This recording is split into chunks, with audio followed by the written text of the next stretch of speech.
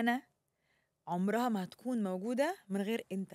لا أنت تخينة قوي. للأسف في ناس بتشتغل على الأنا من سكة الإيجو. العالم فيه 8 مليار أنا، تشتغل على الأنا اللي جوه عشان أبقى أحسن. أكتر حاجة كلنا عايزينها هو السلام النفسي.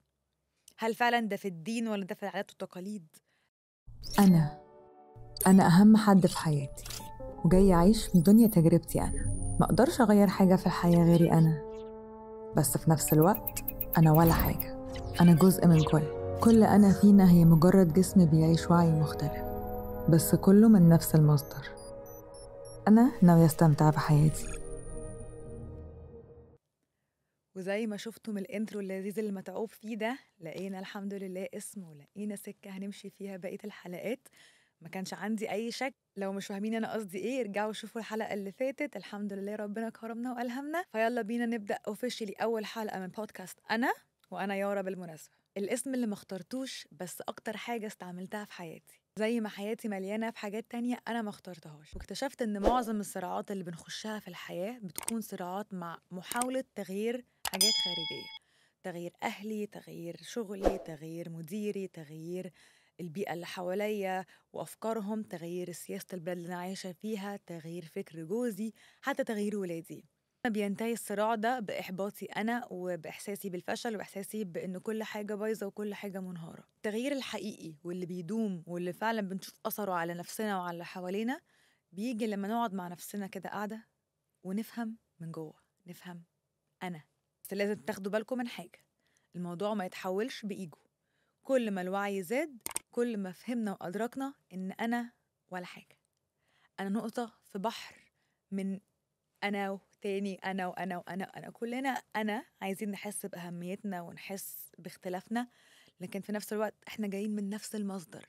أنا جزء من الكل، وما ينفعش أتوقع إن أنا هنهض أو هتطور وأنا بأذي أي حاجة من الكل ده أو بعلى بأنا على حساب حاجات تانية حواليا. الوعي الحقيقي بيبان في تصرفاتنا مع غيرنا. كلنا نفس الحاجة من جوه باختلاف الهيئة اللي بره، مع الشخصية، مع الفكرة اللي خدناها عن نفسنا واعتقاداتنا وشكلنا وتعليمنا ولغتنا، بس احنا من جوه نفس الحاجة. الظروف الخارجية دي متغيرة. لما نعامل بعض بان انا اعلى وانت اقل، وانا بفهم وانت متفهمش، وانا اشطر وانت كذا، ده معناها انخفاض في الوعي مش شطارة. تعمقت شوية في فكرة الأنا من ناحية الفلسفة. ملحوظة إن البودكاست هيبقى فيها فلسفة كتير قوي عشان أنا الصراحة بحب الفلسفة. بس تعمقت في فكرة الأنا وجي قدامي حاجة لذيذة قوي، إن الأنا عمرها ما هتكون موجودة من غير أنت. لأن أنا بفهم نفسي وبشوف نفسي في انعكاسات كتير قوي حواليا. بشوف شخصية يا إما بحب التصرفات دي وبشوف نفسي شبهها أو عايزة أكون زيها، أو بنفر من تصرفات أو من أفعال وبشوف إيه ده، لأ أنا مش عاجبني ده. بس الفكرة إن برضو اعتقادي عن أنا إيه مش دايما بيكون صح. ساعات بنكون بنردد اللي بنسمعه وبيتقال لنا من ناس تانية علينا. من أول ما ماما بتقولي أنتي ذكية قوي، أنتي جميلة قوي، لا أنتي تخينة قوي، وهكذا. وكل حد بيجي بيسيب بصمة وبيسيب علامة بيقولي أنا إيه أو أنا مين. في ناس بتموت وتعيش فاكرة نفسها حاجة هي مش هي، بسبب كلام الناس وبسبب آراء الناس. ما قعدتش مع نفسها القعدة بتاعت هو أنا فعلا الشخص اللي هما بيقولوه ده، ولا أنا حاجة تانية، ولا أنا حاجات كتير، ولا أنا متغيرة.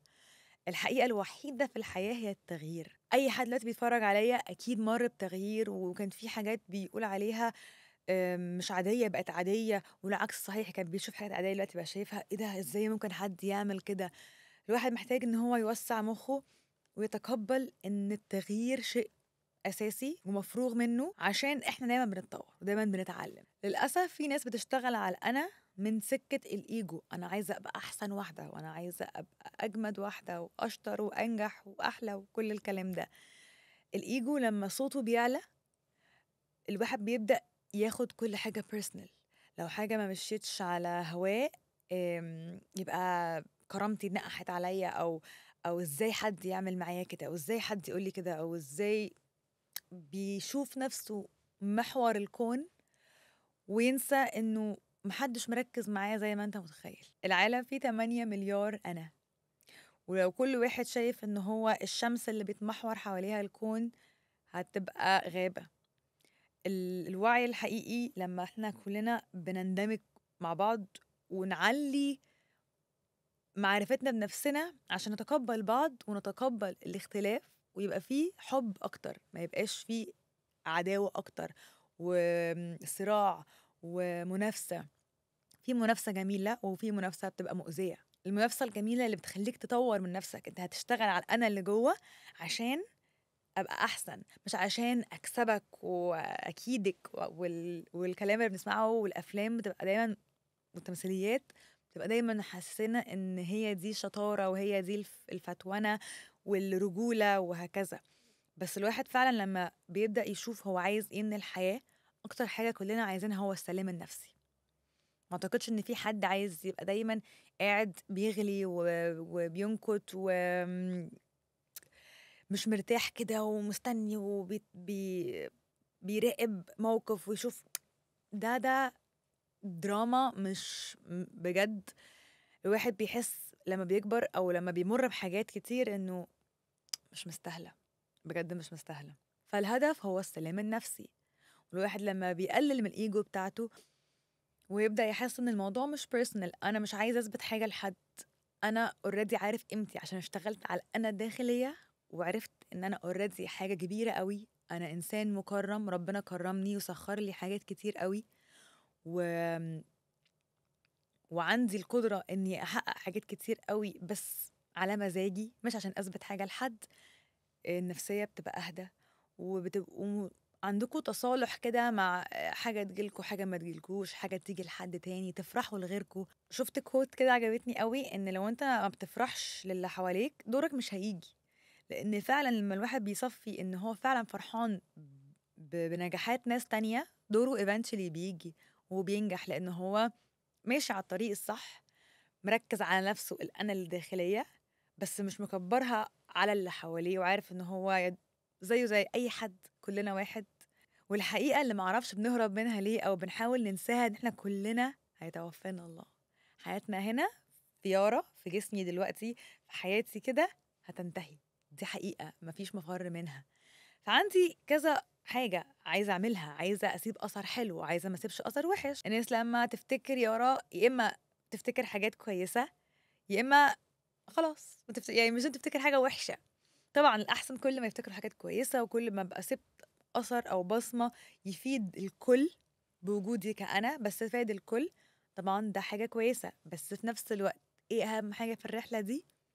الاستمتاع والانبساط.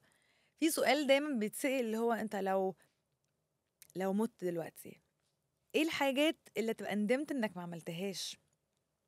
الفكرة ان انا ليه بقول لكم هنشتغل على الانا، لان الانا هي اللي بتخلينا نقتنع ان دي حياتنا، ونقتنع ان ده الواقع، ونقتنع ان ده ما فيهوش تغيير، ونقتنع ان دي ظروف البلد، ونقتنع ان الفيزا صعبة. وبتقعدوا تحطوا قناعات وتلبسوا نضارة، النضارة دي بتخليكم تشوفوا العالم من منظور واحد، وهي دي زي اسمكم كده، انتوا حاجات خدتوا اسمكم وجنسيتكم ولونكم وشكلكم وهكذا، وده الواقع بتاعي. مع ان لما بنشتغل على الانا ونبدا نتحرر من كم من الافكار وكم الحاجات اللي اتقالت لنا من مدرسين، من التلفزيون، من اهلنا، من اي حد اتعاملنا معاه، نبدا نفكك كل الحاجات دي ونوصل للكور او الحاجة الداخلية لتصرفاتنا وليه بنعمل كده. هل فعلا ده في الدين ولا ده في العادات والتقاليد؟ هل فعلا ربنا أمرني أعمل كده ولا أنا اللي أقنعوني بكده وأنا رضيت وقلت خلاص ده أمر الله؟ هتتفاجئوا لما فعلا تشتغلوا على الأنا. والهدف برضو إن الواحد ما يقعدش حياته كلها بيشتغل على نفسه. في ناس بتتسحل في فكرة كورسات، تلاقوها معاها ماجستير ودكتوراه وكورسات، وتقعد تطور وتكبر من البورتفوليو والتعليم بتاعها من غير ما تنتج أي حاجة. ده بالظبط بيحصل في التنمية البشرية، إن حد يقعد يتعلم ويحسن من نفسه وياخد كورسات ومنتل اويرنس وريتريتس ويوجا ومديتيشن، ونقعد نعمل كل المجهود ده، بس مش بنشوف تغيير في حياتنا ولا نتيجة ولا اللي حوالينا ملاحظين ان احنا بقينا ناس احسن مثلا، ولا بقينا مبسوطين اكتر. لا، احنا قاعدين بس بنوهم نفسنا احنا بنتحسن، بس احنا ما بنتحسنش بجد. الهدف من التحسن هو الانبساط، مش محدش هياخد وسام ان هو اشتغل على نفسه، محدش فارق معاه اصلا. انت بتشتغل على نفسك عشان تتحرر من الافكار اللي معرقلاك، اللي مخليك وانت مبسوط حاسس بالذنب، دايما شايل هم الخطوه الجايه مش الخطوه اللحظيه. وانتي بتشربي قهوه انتي مش مستمتعه بالقهوه، انتي بتفكري في الغسيل وفي اللي وراكي وفي العيال وفي المشاكل وهكذا. وما بقولش ان المشاكل هتتغير، عشان كده في البدايه قلت لكم احنا مش بنغير اللي حوالينا، احنا بنغير نفسنا. فعايزين نتعلم ان احنا نمر بالحاجات دي وعندنا نفس المشاكل ونفس الحاجات اللي ورانا ونفس الالتزامات، بس واحنا عندنا وعي اكتر، رضا اكتر، تقبل التغيير، مستمتعين باللحظة. لو حصل لي أي حاجة دلوقتي خلاص، أنا مش ندمانة إن أنا كنت سايبة انبساطي لما يحصل كذا، وسايبة انبساطي لما يحصل كذا. بيكون في زي small wins بتزود الشعور ده، طبيعي.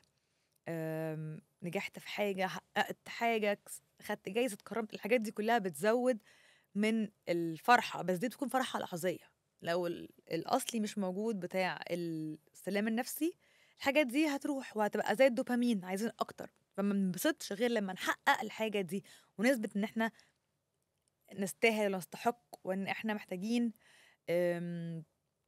الحب ده. لو ليكوا في الفلسفة أكيد سمعتوا عن شخص اسمه سيجموند فرويد. طبعا كان ليه آراء كتير قوي أثرت على حياتنا كلنا دلوقتي وإحنا ما نكونش عارفين. هو مقتنع إن إحنا البني آدم بيتشكل بالماضي بتاعه، كل حاجة مرينا بيها.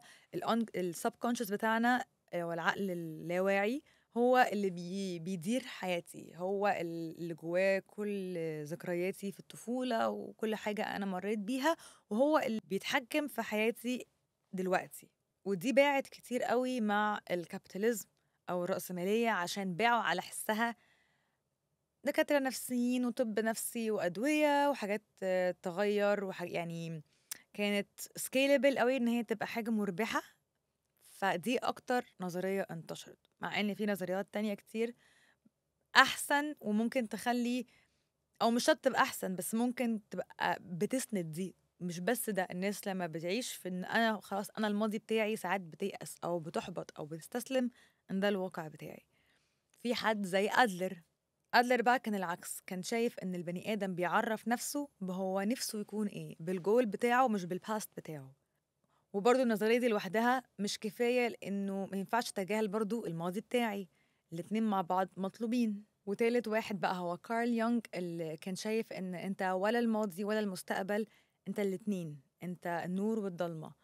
محتاج تبقى هول أو تنتجريت الاتنين، أو تنتجريت كل حاجة أنت بتتعلمها عشان تلاقي نفسك. هنتعمق في حاجات من الفلسفة دي أكتر وأكتر في الحلقات الجاية على حسب هنتكلم على إيه.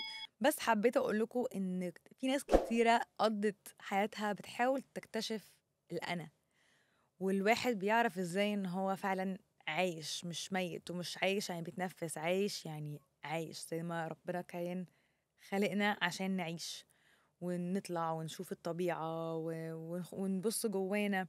بيصعب عليا بجد لما أشوف ناس مطحونة في سايكل الحياة، من الشغل، من الدراسة للشغل للبيت للقهوة، عايشين على أوتو بايلوت.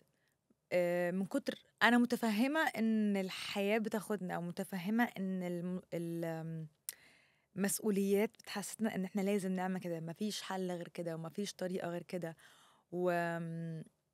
وأنا عشان في رقبتي عيال وأقساط والكلام ده كله. الشغل على الأنا هيفهمنا هي فعلا الحاجات دي في رقبتنا بالطريقة دي، ولا إحنا اللي مخنا والبروجرامينج اللي حصل لنا هو السبب اللي خلانا نحس الشعور ده ونتقبله وناخده كواقع وكسنة الحياة. و... ومفيش طريق تاني. وبالتالي احنا مش مستمتعين بحاجة، مش مستمتعين حتى لما نبقى بنهصل ونشتغل عشان نحوش، عشان مثلا نشتري شقة. مش هتحسوا ان انتوا مستمتعين بيها، هتحسوا ها اللي بعده. آم، عايزين تجوزوا بنتكم، فبنجري بنجري بنجري وبنعمل المستحيل عشان نجيب لها احسن حاجة، بس محدش في الجيرني دي او في الطريق اصلا مستمتع. تحسوها البني ادم هو اللي لازم يعمل كده، لازم يدرس، لازم يتخرج من يبقى معاه شهادة، لازم يشتغل، لازم يتجوز، لازم يخلف، لازم يموت وخلاص. ودي بالنسبة لي يعني حياة not worth living الصراحة. الدنيا مش تتغير طول ما أنا مش بتغير، والناس اللي حواليا مش تتأثر لو أنا بدي مواعظ ومش بطبقها على نفسي. بدل ما أروح أقعد أغير في جوزي، أغير من نفسي.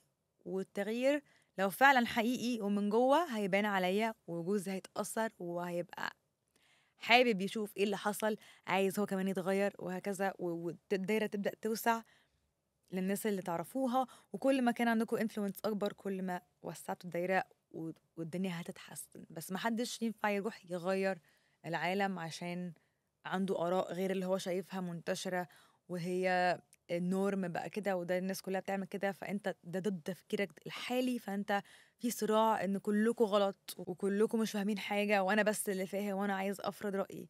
لا، ده اكبر صراع ممكن الواحد يدخل فيه. الرحلة الحقيقية هي لجوه، ولو ماشيين في الطريق الصح لجوه هتلاقوها بتبان على بره. بس في كتير قوي بيخشوا جوه ويروحوا في حتت تانية. ف بس دي كانت كده فكرة مبدئية على بودكاست أنا فكرته إيه. أتمنى تبقى وصلت لكم الفكرة.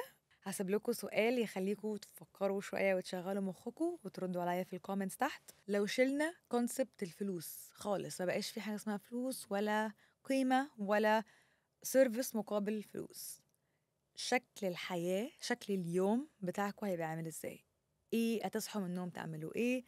تناموا ازاي؟ تروحوا فين؟ تقابلوا مين؟ تتكلموا مع مين؟ عايزاكم تغمضوا عينيكم، تقعدوا لوحدكم، وتحاولوا تشيلوا اي باك جراوند نويز من انتوا فاكرين ايه عن نفسكم. شيلوا كونسبت الفلوس خالص، واشرحوا لي او لنفسكم قصدي يومكم هيبقى ماشي عامل ازاي. واشوفكم الحلقة الجاية.